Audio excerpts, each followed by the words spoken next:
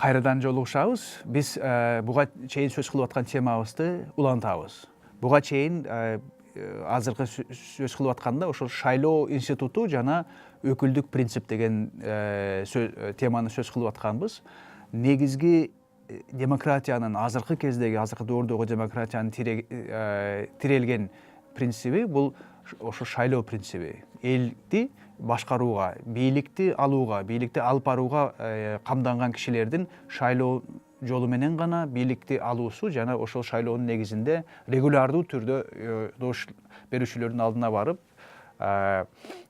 шайлоочулардын алдына барып, ошол жооп берип, кайрадан колдоосун эңсөөсү, колдоосун сурануусу бул демократиянын очогу десек болот деп баса белгилейли. Эми ошол шайлоо системасынын техникалык жагынан айырмачылыктары өтө көп деп белгиледик. Бул мисалы үчүн мажоритардык системада ошо 50% жана дагы бир добуш болгон системаны 50% жана бир добушту алган киши же алган партия жеңүүчү деп эсептелет деген системаны биз мажоритардык система деп эсептейбиз. Мажоритардык деген сөз бул англисчеден, французчадан ошо majority же majority деген сөздөн келип чыгат. Бул көпчүлүк дегенди түшүндүрөт. Ошо берилген сандан 50%дан көбүн көпчүлүк деп тааныйт эмеспизби? Пропорциялык система деген ошол сөз айтып тургандай эле добуш алган добушу канча пайыз болсо ошого пропорционалдуу сандагы орунду парламентте орун алат деген шайлоо принциби. Эми мажоритардык принциптин кемчилигин байкап турсаңыз керек. Бул деген мисалы үчүн ошо 49,99% мисалы үчүн шайлоочу бирөөнү колдобогон болсо, ошолордун тандоосу эске алынбай, жана 50% жана 0,01 деген сандагы добушту алган гана талапкер жеңүүчү болуп эсептелет. Эми мынчалык аз көлөмдө көпчүлүккө ээ болгон депутат же президент деп деген орун алуусу өтө эле кыйын албетте тажрыйбада, бирок кээде сейрек болсо да учурайт. Демек, жана калгандардын добушу эмне болот? Калган шайлоочулардын, калган коомдун мүдөөсү кимге калат деген суроо туулат. Мында албетте мажоритардык системанын өтө чоң жоопкерчилиги бар. Же мажоритардык система менен шайланып келген бийлик карманган баштоочунун, лидердин чоң жоопкерчилиги бар. Ошол ал кишинин жоопкерчилиги ошол калган ал кишиге добуш бербеген кишилердин да мүдөөсүн ала баруу, ошолордун муктаждыктарына же алардын каалоолоруна ошо татыганга аракет кылуу. Бул системага албетте жетишүү өтө кыйын. Кээде албетте боло жүргөндөй добуш бербеген региондорго, добуш берген элдерге, партияларга өч алгансыган саясат жүргүзгөн лидерлер да жок эмес тажрыйбада бул дүйнөдө.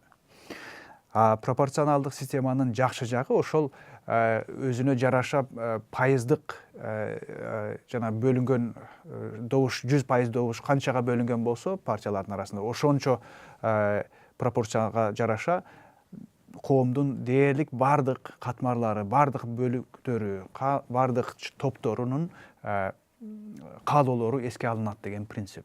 Мисалы үчүн ошол эле кайсы бир этникалык же маданий азчылыктар болсо, алардын да каалоосу эске алынышы мүмкүн. Анткени пропорционалдык системада алардын көпчүлүгү келип бир 10% добуш берген бир партия болчу болсо, ошол 10% жана парламенттик орунга айланат. Парламенттик орунга которулуп, ошол кишилердин добушу парламент трибунасынан угузулат. Бизге азыр эми айкын болуп тургандай, бирок парламенттик системада пропорционалдык шайлоого баруунун кемчиликтери бар. Бул кемчиликтин биринчиси эле Кыргызстан акыркы бир 5-10 жылдан бери көп болуп аткандай, өзгөчө акыркы 6 жылда көп болуп аткандай, бул башкаруунун туруксуздугу. Анткени пропорционалдык системада сөзсүз түрдө кеминде 3 же андан көбүрөөк партиялар келип калат экен бийликке. Партия канчалык көп болгон сайын ошого жараша алардын коалициясы же биригүүсү туруксуз болгон сайын алар бийликке жолдогон өкмөт мүчөлөрү да, өкмөт составдары да, түзүмдөрү да туруксуз болуп калат экен. Кыргызстан муну башынан өткөрүп атат, бирок Кыргызстан үчүн бул уникалдуу эмес. Бизден башка канчалаган мамлекеттер да ушундай кырдаалда өтө көп жолугуп келет. Демек, пропорционалдуу система бир жагынан жакшы болсо, экинчи жагынан кемчиликтери бар. Мындан башка бул экөөнөн башка дагы канчалаган албетте шайлоо системаларынын түрлөрү бар. Ондогон түрлөрү бар чынында. Булардын баарысын эсептөөнүн азыр кажети жок. Бир гана бизге керек болгон нерсе бул ошол шайлоо институту маанилүү деп баса белгилеген менен кошо, шайлоонун өзүнүн ичара ар кандай ар түрдүүлүгү, анын арасында принципиалдуу айырмачылыктар бар экенин түшүнүү өтө зарыл. Анткени берилген коомдун шарттарына жараша же бир принцип же башка дагы принцип колдонулуусу мүмкүн пайдалуураак болуп калышы өтө ыктымал. Ушуну менен азыр менимче түшүнүктүү эле болуш керек. Ошо шайлоо институту жана өкүлдүк принцип деген теманы баса белгиледик. Экинчи жагын аччу болсок, бул баарыбызга мүмкүн көпчүлүккө дагы да таанымал болгон принцип бул бийлик бутактарынын бөлүнүү принциби. Separation of powers. Эми бул принцип кайдан келип чыкты десек, суроого кайрылчу болсок, мунун түбү жана абсолюттук бийлик системаларынын, абсолюттук монархиялардын доорунда орун алган ар кандай деспотия, бир кишинин өз билемдик, бир кишинин толук бойдон автократтык түрдө бийликтин баарын бир муштумуна жыйган кырдаалдардан улам келип чыккан принцип деп таанышыбыз керек. Бийлик бутактарына бөлүнүү жана ошол бутактардын бири-бирине болгон баланс функциясын сактоосу, бири-бирине көзөмөл жүргүзүү функциясы бул азыркы кезде 21-кылымда демократиянын эң негизги институттук өзгөчөлүктөрүнүн бири деп айтсак толук туура болот.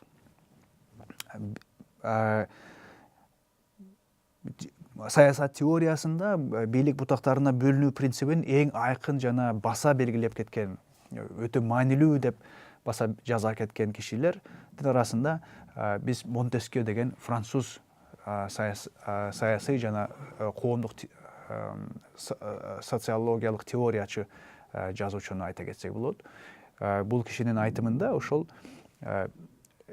бийлик бутактарына бөлүнүү бир кишинин же бир топтун үстөмдүк кылып легитимсиз негизде бийликтин баарысын өз көз карамагына, өзүнүн кызыкчылыгына колдонуусуна бөгөт коюунун бирден бир эффективдүү жолу катары жаза кеткен.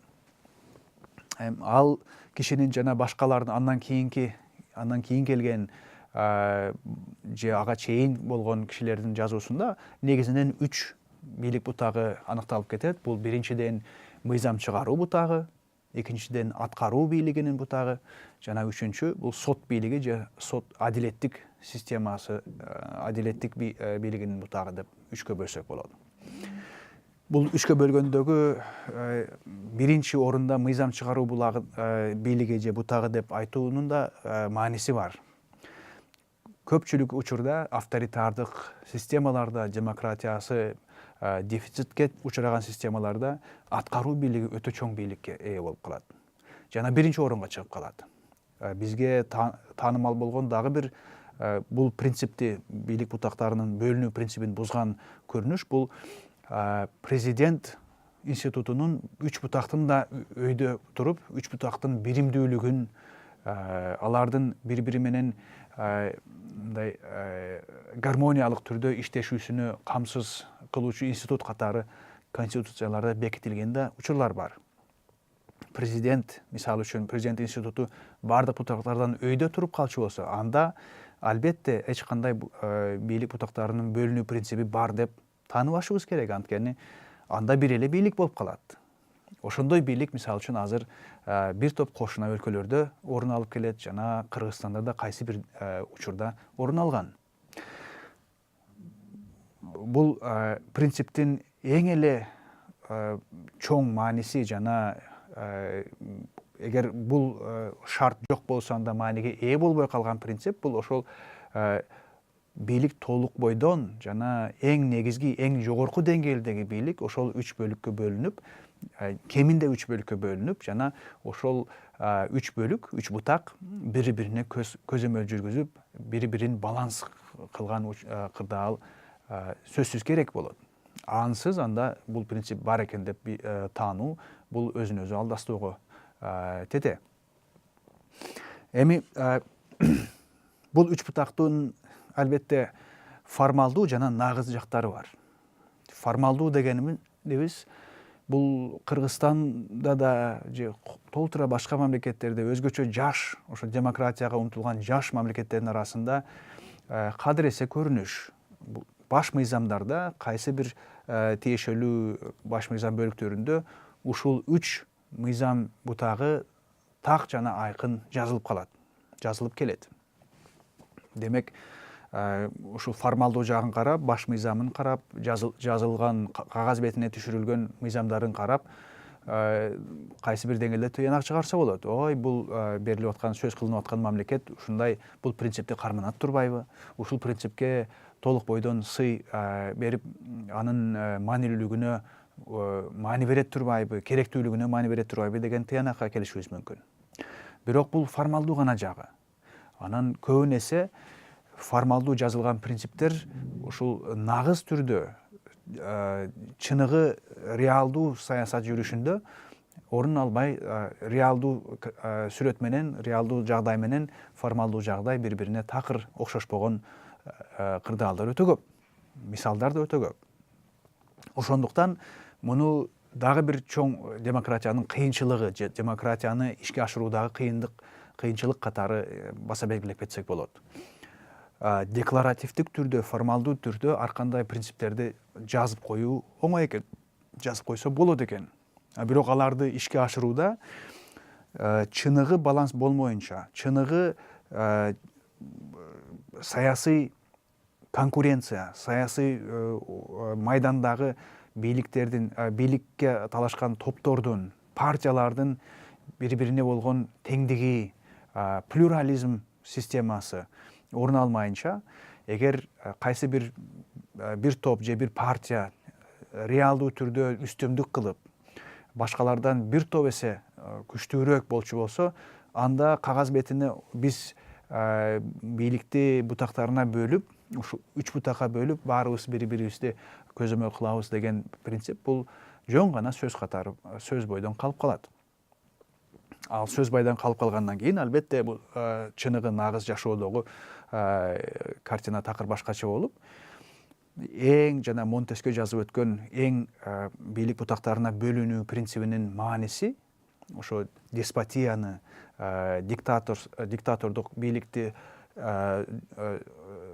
жол бербөө принциби албетте орун албай калышы мүмкүн, жана кайсы чыныгы жанагы бийликтин бүт бутактарын, бийликтин бүт үзөңгүсүн чыныгы өз колуна жыйып алган кайсы гана топ болбосун же институт болбосун, ошонун үстөмдүгү тилекке каршы орун алат деген тыянакка келишибиз абзел.